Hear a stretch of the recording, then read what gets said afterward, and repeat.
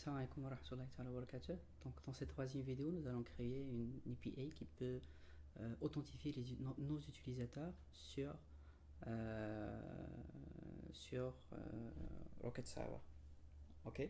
Donc, s'il vous plaît, comprenez qu'il doit y avoir deux systèmes d'authentification. Le premier système d'authentification est celui qui concerne vos systèmes votre système dans lequel vous voulez intégrer le chat features. Ok, c'est une première authentification. La deuxième authentification, et c'est celle que nous allons faire maintenant, c'est celle qui authentifie, qui crée une session aux utilisateurs dans Rocket Chat Server. Ok, donc voilà, il faut comprendre qu'il y a deux sessions à créer, l'une dans vos systèmes et la deuxième dans le Rocket Chat Server. Ok, donc commençons. Hein. Nous allons voilà, lancer notre script de démarrage. FireSH. Voilà. Et en fait, nous allons installer une nouvelle dépendance parce que pour faire des requêtes HTTP avec Python, il faut absolument installer requests. Voilà, donc pour moi, je l'ai déjà fait. Donc, n'oubliez pas de le faire. Ok. Donc là, nous faisons un import request. Nous allons aussi en profiter pour importer JSONify. JSONify et aussi request. Ok, donc ce sont les quatre dépendances que nous allons utiliser. Donc, s'il vous plaît, hein, je vous invite en fait à voilà, prendre en considération de comment on authentifie les utilisateurs dans Rocket Server, c'est-à-dire comment l'API du serveur fonctionne. Donc l'API du serveur, elle est comme telle. Hein. En fait, on peut accéder à la documentation comme suit. Doc, voilà. User guide, ou plus, voilà. En fait, c'est REST API, méthode, authentication. Voilà.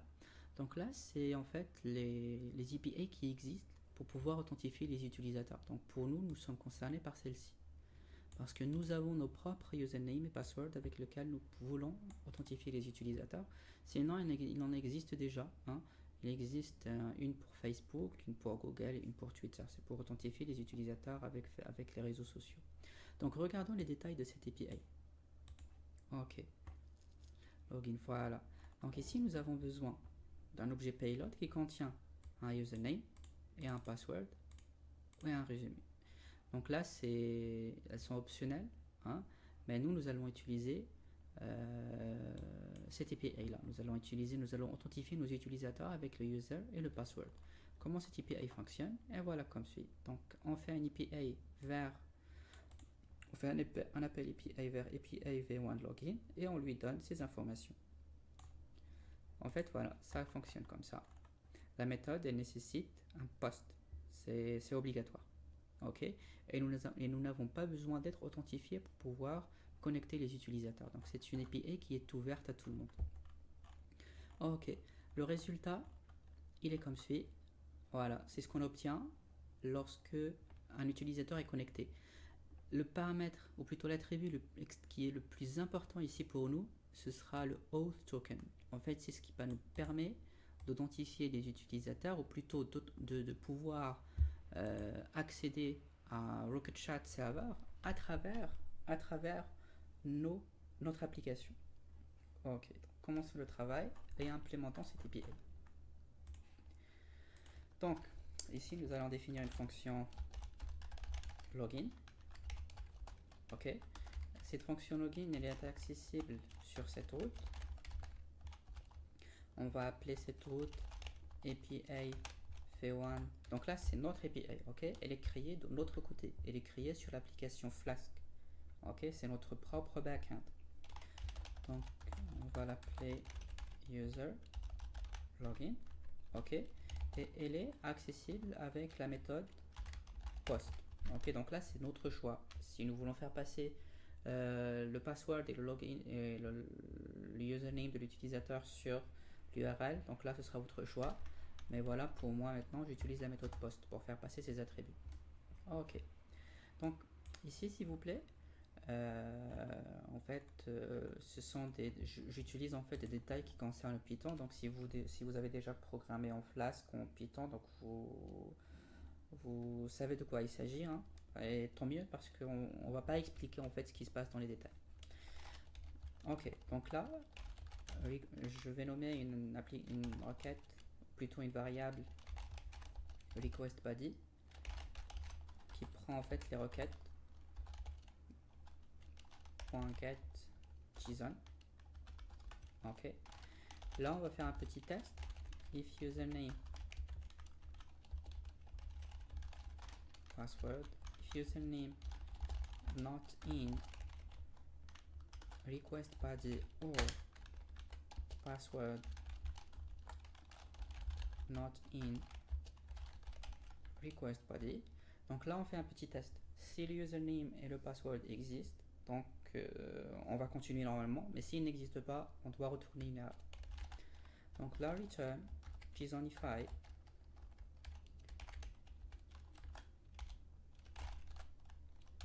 result, et là on va taper un message d'erreur. On en profite aussi pour passer un code HTTP de 401. Ok, donc là on va faire you must provide username and password. Ok, donc ça ce sont des paramètres obligatoires, des paramètres obligatoires pour pouvoir authentifier les utilisateurs. Ok, donc là s'ils existent, hein, on va faire get, on lui demande de nous donner le username. Ok, là si le password existe, request body dot get password. Voilà, donc là normalement notre variable username et password existe. Nous allons aussi en profiter pour créer le payload. Ok, donc le payload il contient en fait comment on va appeler ça, le user. Ok, parce que n'oubliez pas ici c'est appelé user, donc là il faut respecter les attributs. Donc il s'appelle user et password. Donc là user, nous passons le username, et là le password, nous tapons c'est le password. Ok, donc ici puisque tout est prêt, donc là c'est le temps de créer la requête. Ok, donc la requête s'il vous plaît, la requête nécessite plusieurs paramètres. Elle nécessite tout d'abord l'URL, ok, et le payload qui est déjà créé, d'accord, plus la méthode. Pour nous c'est la méthode post. Ok, donc pour faire ceci sur Python, et ben on va créer un objet request post login, je l'appelle comme ça, et là c'est request.post. ok, donc là sur post nous avons besoin d'une URL complète, hein, ici nous avons besoin d'un URL et nous avons besoin des datas que nous avons envoyées. Ok, donc l'URL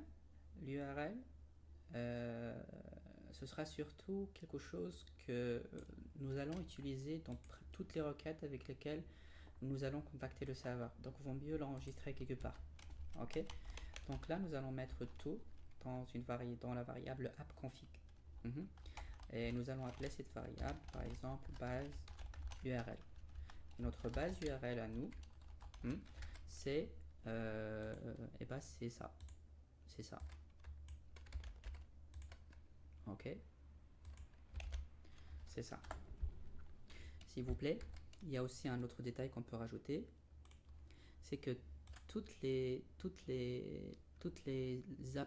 calls API qui existent sur le chat server commencent toutes par API v1. Ok, donc après ce n'est que la dernière partie qui change. Donc nous allons copier cela, nous allons rajouter dans notre base API. Voilà. Ok, donc ici pour notre API nous allons appeler appconfig et nous allons appeler notre base URL, et ici nous allons rajouter la suite. Voilà, c'est login. Ok, donc là il nous faudra rajouter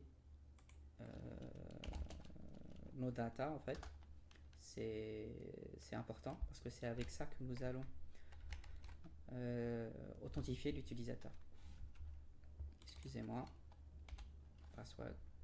Voilà. Ok.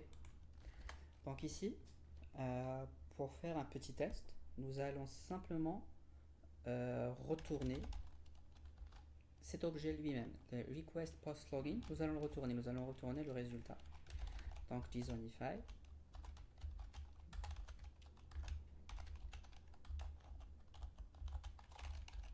Results. Et là, login.json. Voilà. Donc, essayons de tester. Ici, par exemple, login, on va définir un body. Le body, il est from raw JSON. Là, il nous faut un username. On va le taper là. Mais il nous faut aussi un password.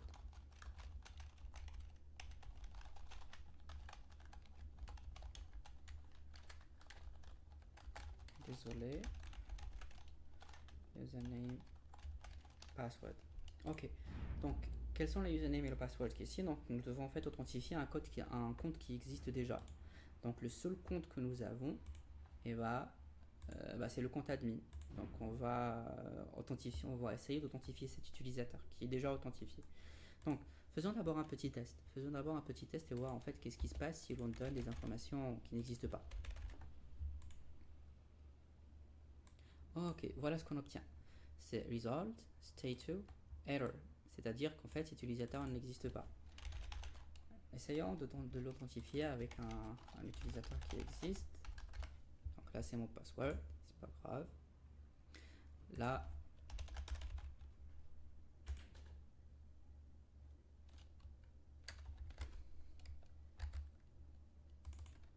username,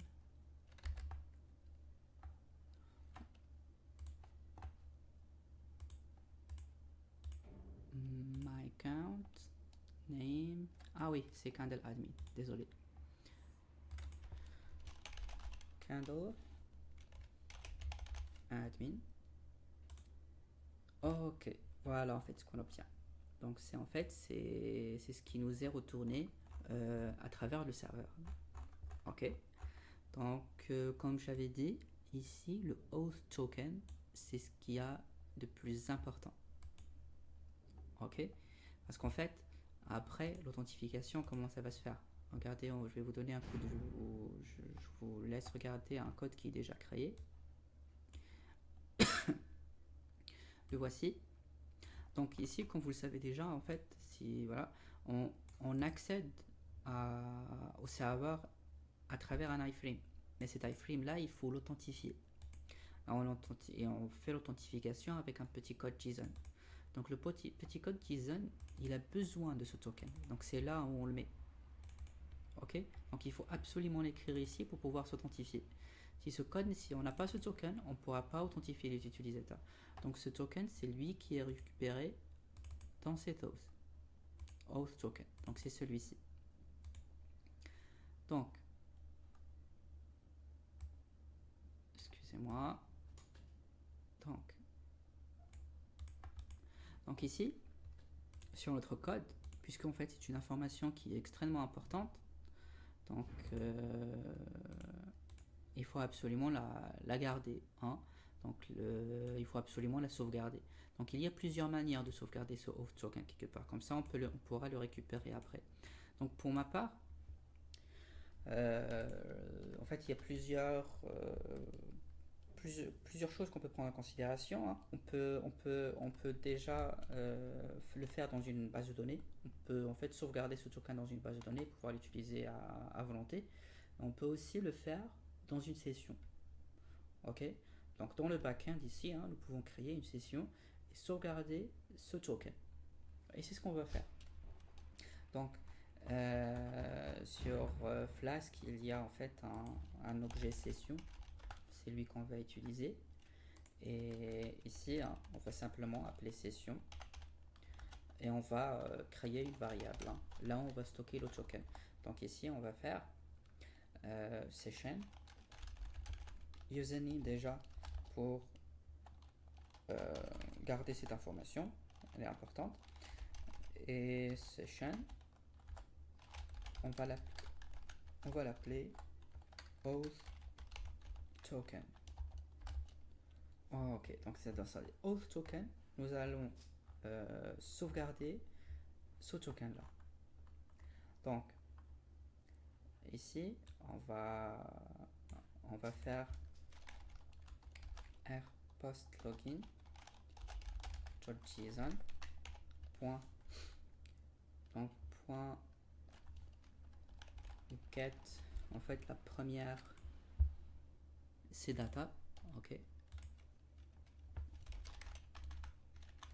point get auth token. Voilà, auth token. C'est bon. Et avec ça, en fait, le token il est déjà créé, il est déjà sauvegardé dans la session. On pourra l'utiliser à volonté lorsque l'utilisateur est connecté, lorsque l'utilisateur se connecte avec cette API. Donc, faisons un test, un deuxième test, login avec le même body, send. Session is unviewable because no secret key. Oh, ok, d'accord. En fait, il faut comprendre qu'avec Flask, les sessions doivent avoir en fait un petit code secret. Oui, un petit code secret. Donc c'est un code qu'il nous faut en fait garder que pour nous. Hein. On le montre à personne. On va le mettre ici. EPA secret key. En fait, voilà, c'est celle-ci. Et là, il faut taper un petit code. Donc là, en fait, je vous conseille dans une application de production de taper un bon code. Hein. Donc là, on va générer un petit code, n'importe quoi. Ok. Et je le garde ici. Donc peut-être que celui-là est un peu plus grand, un peu grand, mais c'est bon, c'est pas grave. Ok, donc là notre fonction login, voilà, elle est prête. Donc elle nous permet d'authentifier les utilisateurs ou ça dans le Rocket Server. Donc dans le Rocket Server, il existe déjà une session pour notre utilisateur. Ok. Donc pour pouvoir authentifier des utilisateurs qui n'existent pas, hein, ça ne marchera pas. Donc il va falloir penser à créer une autre fonction qui permet de créer les utilisateurs. Et ça, c'est aussi important, c'est extrêmement important parce que regardez s'il vous plaît, si les utilisateurs existent déjà dans vos systèmes, et ça ne veut pas dire qu'ils existent aussi dans la base de données de RocketChat. Donc c'est vrai qu'il y a ici une petite duplication, mais malheureusement ça marche comme ça. Donc vos utilisateurs, s'ils sont déjà créés dans vos systèmes, ils doivent être aussi créés dans le RocketChat Server. Donc estimez une fonction register pour pouvoir créer des utilisateurs. Donc c'est important. Donc c'est ce qu'on va faire dans la prochaine vidéo. Dans la prochaine vidéo, nous allons créer des utilisateurs. Merci beaucoup et à très bientôt.